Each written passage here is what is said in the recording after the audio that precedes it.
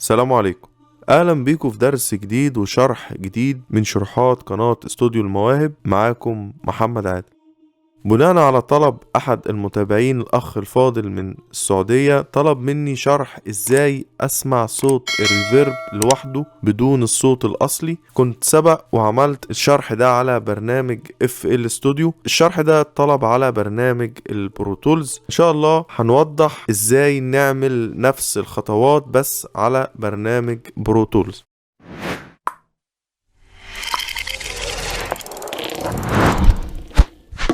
اول حاجة معايا الصوت اللي موجود معايا كده خام بدون اي تعديلات عليه. نسمع كده. إن هذا القرآن يهدي للتي هي أقوم ويبشر المؤمنين.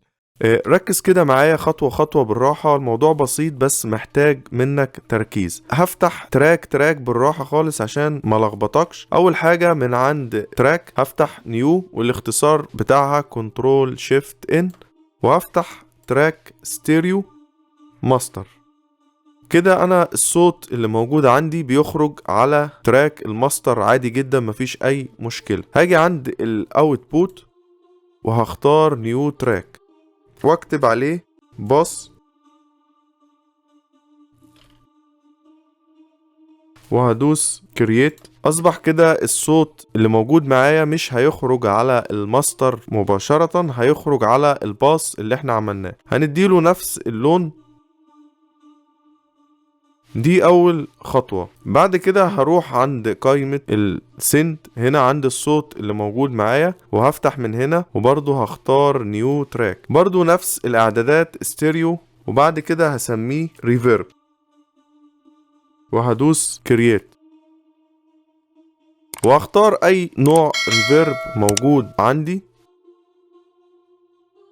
بالشكل ده كده، وهبدأ اشغل الصوت وارسل نسبة الريفيرب اللي انا محتاجها.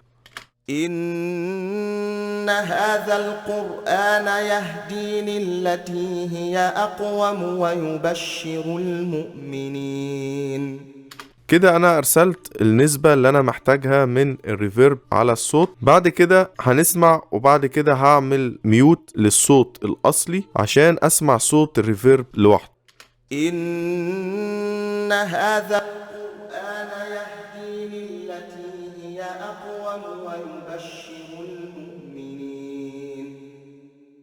كده انا بتحكم في نسبة الريفيرب. الذين يعملون الصالحات أن لهم أجرا كبيرا. كده انا بسمع صوت الويت بدون الدراي، بسمع صوت التأثير بتاع الريفيرب بس بدون الصوت الأصلي، نفس الطريقة اللي احنا شرحناها على برنامج FL Studio. وبعد كده بقدر ان انا اعدل على الريفيرب، اضيف له ايكولايزر، اضيف له كومبريسور، اعمل له سايد تشين، اعمل اللي انا عايزه في الريفيرب. اقدر اسمعه لوحده واتحكم فيه واقدر اعدل عليه. برضو هنسمع تاني لاخر مرة كده ونفضل نغير بين نعمل ميوت للصوت الاصلي ونعمل سولو لصوت الريفيرب ونسمعه لوحده.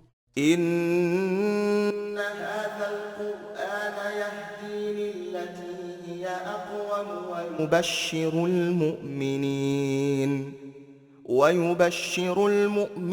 الذين يعملون الصالحات أن لهم أجرا كبيرا.